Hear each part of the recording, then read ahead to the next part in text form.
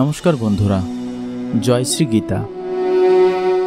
গীতা পাঠের পূর্বে আপনারা জেনে থাকবেন যে তাতে তুলসী ফুল দিয়ে পূজা করতে হয়, কিন্তু কি মন্ত্র দিয়ে বা কিভাবে পূজা করতে হয় বা পূজা করা বাধ্যতামূলক কিনা তা জানব আজকের এই ভিডিওটিতে।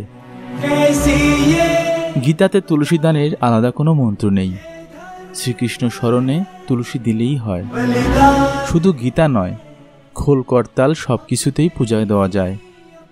শ্রীগ্রন্থ, নাম ও শ্রী ভগবান অভিন্ন। গীতাতে তুলসীদানের মন্ত্র ওং নমস্তে বহুরূপায় বিষ্ণবে পরমাত্মনে স্বাহা। এত তুলসীপত্র ওম শ্রীকৃষ্ণায় পরমাত্মনে নমঃ। এবার আমরা জানব গীতা স্নানের মন্ত্র।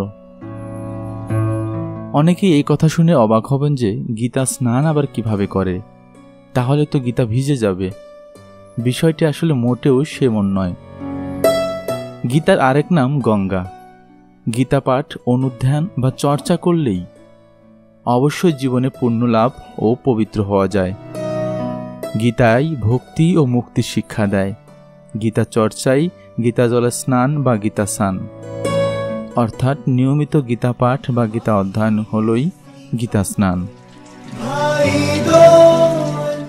আমরা সকলে গীতা পড়ি, কিন্তু জানি না আসলে গীতার মূল কথাগুলো বা মূল সারাংশ কি। এখন আমরা জানব গীতার মূল বিষয়বস্তু। গীতার মূল বিষয়বস্তুগুলো হলো ভগবানের স্বরূপ, জীবের স্বরূপ, ঈশ্বর আছেন, ঈশ্বর সব কিছু নিয়ন্ত্রণ করেন, আত্মতত্ত্ব।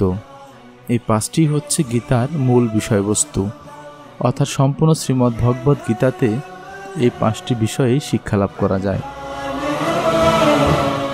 আজকের ভিডিও এ পর্যন্তই। সকলে ভালো থাকবেন, সুস্থ থাকবেন। জয় গীতা।